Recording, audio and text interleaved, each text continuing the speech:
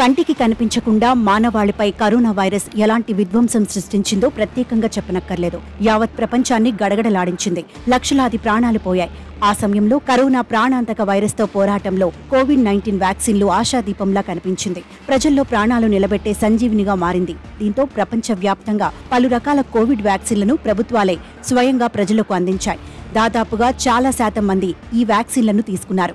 అయితే ఇంతవరకు బాగానే ఉన్న వాటి సైడ్ ఎఫెక్ట్ ఇప్పుడిప్పుడే బయటపడుతున్నాయి. కరోనా వ్యాక్సిన్ తీసుకున్న వారిలో గుండె, రక్త సంబంధిత వ్యాధులు పెరుగుతున్నాయనే వార్తలు ఇటీవలి పెద్ద ఎత్తున చర్చకు దారితీశాయి. తాజాగా కోవిషీల్డ్ వ్యాక్సిన్ తీసుకున్న వారిలో సైడ్ ఎఫెక్ట్స్ ఉన్నాయని దాని తయారీ కంపెనీయే చెప్పడం మరింత షాక్కి గురిచేస్తోంది.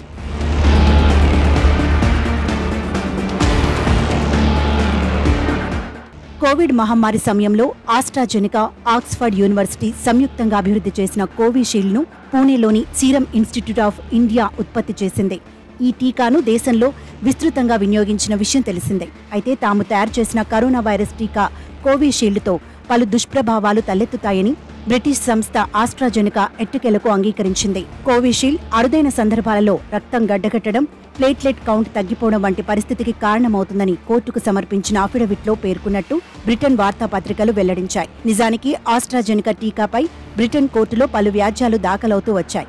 ఈ టీకా తీసుకున్న వారికి పలు సందర్భాల్లో మరణాలు, తీవ్ర దుష్ప్రభావాలకు కారణమైందని ఆరోపిస్తూ 51 కేసుల బాధితులు 100 మిలియన్ పౌండ్ల వరకు నష్టపరిహారాన్ని డిమాండ్ చేస్తున్నారు.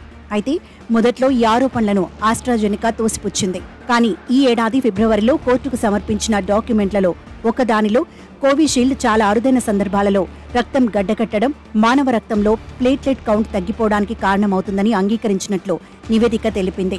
బాధితుల ఆరోపణల విషయంలో చట్టపరంగా రక్షణ కోసం లోపాన్ని అంగీకరించడంతో బాధితులకు పరిహారం చెల్లించే అవకాశం ఉంది.